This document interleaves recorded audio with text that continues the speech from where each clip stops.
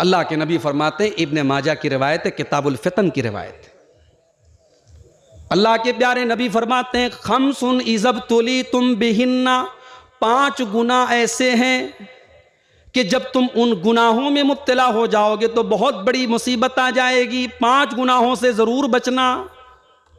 Number 1, lump तज़हरिल फाहिशतु फी कौमिन क़त्तु, जब किसी कौम के अंदर बेहयाई का काम होने लगे, हत्ता युलेनु बिहा, यहां तक के खुल्लम खुल्ला होने लगे। ये बड़ी गौर करने वाली बात। हमारी माएँ बैठी हैं, 60 साल वाली, 70 साल वाली बुढ़ियां भी बैठी होंगी। आप गौर करें, आज 2021 में हमारी जवान बहनें जो कपड़े पहन रही हैं, जो नकाब पहन रही हैं, लोहता के लोग भी यहां बैठे हैं, जनसा के भी लोग आए हैं, कुछ भदोई से, बनारस से भी लोग आए हैं। मैं आपसे, अपने बुजुर्गों से भी पूछता हूं, अपनी माओं से भी पूछता हूं, आज 2021 में हमारी बहनें जिस तरीके का कपड़ा पहन रही हैं, क्या आज से 15 साल पहले, 10 साल पहले, क्या ऐसे कपड़े हमारे घरों में पहने जाते थे? नहीं पहने जाते थे, ऐब माना जाता था। मुसलमान औरतों का कपड़ा ऐसा हो कि उनका जिस्म नजर आए, ऐब माना जाता था। उनकी पीठ नजर आए, ऐब माना जाता था। उनका कपड़ा टाइट हो, ऐब माना जाता था। 7-8 साल की लड़की भी घर से ऐसा कपड़ा पहन के नहीं निकलती थी जो आज 20-20 साल की लड़कियां पहन के निकल रही हैं, और माशाल्लाह पर्दे के नाम पे खूबसूरत सा स्कार्फ बांध के निकल रही हैं। तो बेहयाई पहले जाहिर होती है और फिर खुल्लम खुल्ला होने लगती है। अल्लाह के नबी ने दोनों स्टेप बता दिए। जब किसी कौम में बेहयाई होने लगे, और इतनी होने लगे हत्ता योलेनु बिहा, यहां तक के लोग अलल ऐलान करने लगे। अब तो यहां तक हालात पहुंच चुके हैं, मुसलमान लड़कियां बड़ी तादाद में बनारस में, मऊ में, दिल्ली में, मुंबई में और हिंदुस्तान के बहुत सारे शहरों में मुसलमान लड़कियां गैर मुस्लिम लड़कों के साथ बदकारी कर रही हैं, अपनी इज्जत का सौदा कर रही हैं, उनके साथ भाग रही हैं, शादी कर रही हैं, धर्म परिवर्तन कर रही हैं, उनके मजहब में दाखिल हो रही हैं, और क्लियर में कह दूं मुर्तद हो रही हैं, ईमान से निकल रही हैं, इस्लाम से खारिज हो रही हैं। एक बेहयाई आई और फैलती चली गई। तो जब बेहयाई होने लगे और खुल्लम खुल्ला होने लगे, अल्लाह के नबी फरमाते हैं उस कौम के अंदर ऐसी ऐसी बीमारियां आएंगी कि उनके बाप दादा ने नाम भी नहीं सुना होगा। एक चीज हो गई। नंबर 2, वलम यनकुसुल मिकियाल वल मीज़ान, और जब किसी कौम के अंदर नाप तौल में कमी होने लगे, इल्ला उखिज़ू बिस्सिनीना व शिद्दतिल मऊनति व जौरिस सुल्तानी अलैहिम। 3 चीजें अल्लाह के नबी ने बताई। जब किसी कौम के अंदर नाप तौल में कमी होने लगे तो उस कौम के हालात क्या होंगे?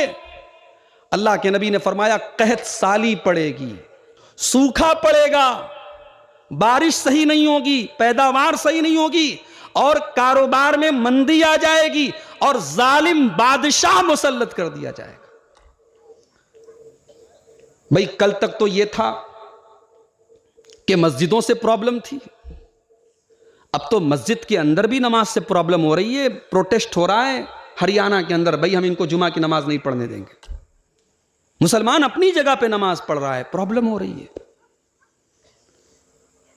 त्रिपुरा से जो खबरें आ रही हैं सुन रहे हैं आप, हमारी मेन स्ट्रीम मीडिया में कहीं कोई खबर नहीं आ रही है, सोशल मीडिया के जरिए तस्वीरें आ रही हैं। और जो तस्वीरें आ रही हैं, मैं अपने नौजवानों से एक बात यह भी कहूंगा कि इस तरीके की तस्वीरें वायरल मत करो, इन्हें शेयर मत करो, कोई फायदा नहीं है। भाई आप शेयर करके क्या हासिल हो रहा है आपको? हमारे दुख और बढ़ रहे हैं। भाई एक आदमी जब दुख में होता है ना, उसके दुख को कम किया जाता है, दुख को बढ़ाया नहीं जाता, दुख पर मरहम रखा जाता है। अच्छा, जब इस तरीके का कोई घटना होती है तो पहले के वाकयात वाले वीडियोस भी उसी में चला दिए जाते हैं। पता लगा वीडियो बर्मा का है, उसे लाके इंडिया पे त्रिपुरा में फिट किया जा रहा है। तो मैं अपने नौजवानों से यह भी कहूंगा कि बहुत ज्यादा इस तरीके की चीजों को शेयर मत करो।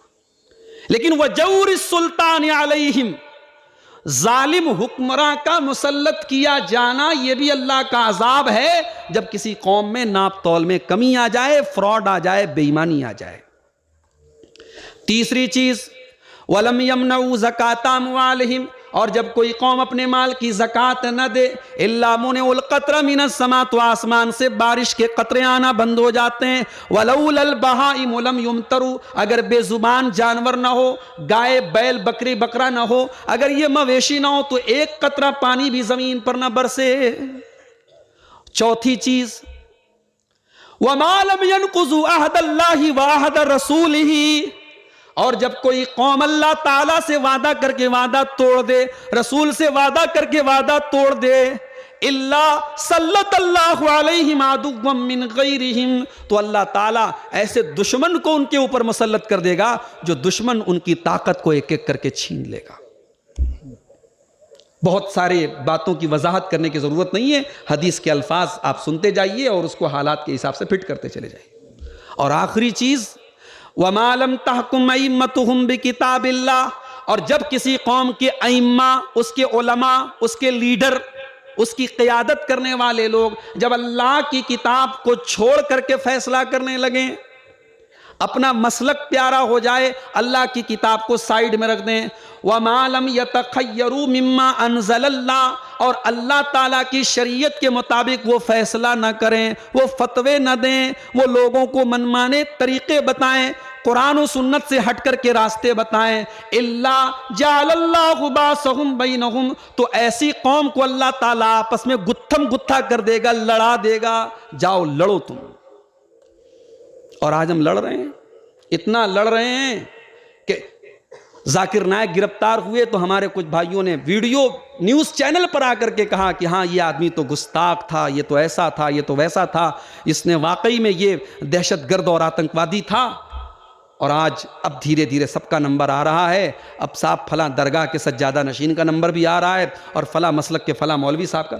जाहिर है दुश्मन की नज़र में आप एक हैं, आपकी पगड़ियों के रंग अलग हैं, आपके नमाज के तरीके अलग हैं, मगर आपके दुश्मन की नज़र में आप एक हैं। तो मेरे भाइयों, जब किसी कौम के अइम्मा के अंदर यह बिगाड़ आ जाए कि कुरान और सुन्नत से हट करके वो फैसला करने लगे, तो उस कौम के अंदर अल्लाह के रसूल फरमाते हैं जअलल्लाहु बासहुम बैनहुम, वो आपस में लड़ने लगेंगे। तो ये 5 चीज़ें हैं जिनकी वजह से भी अल्लाह का अजाब आता है। अल्लाह का अजाब क्यों आता है, इस पर मैंने एक मुख्तसर सी गुफ्तगू आपके सामने की है। अल्लाह से दुआ कीजिए रब्बुल आलमीन हमें इन तमाम गुनाहों से बचने की तौफीक दे। अल्लाह हमारे नौजवानों की इस्लाह फरमा दे, अल्लाह हमारी माँ बहनों की इस्लाह फरमा दे, अल्लाह हमारे हालात को दुरुस्त कर दे, अल्लाह हमें हर गुनाह से सच्ची तौबा की तौफीक अता फरमाए। रब्बुल आलमीन हमसे जो कोताहियाँ, जो कमियाँ, जो गुनाह हुए हैं, परवरदिगार उनको माफ़ फरमा दे, जब तक दुनिया में ज़िंदा रखे, इस्लाम पर ज़िंदा रखे, और ख़ात्मा हम सबका ईमान पर हो। आमीन। व आखिर दावाना अनिल हम्दुलिल्लाहि रब्बिल आलमीन। वस्सलामु अलैकुम व रहमतुल्लाहि व बरकातुहू।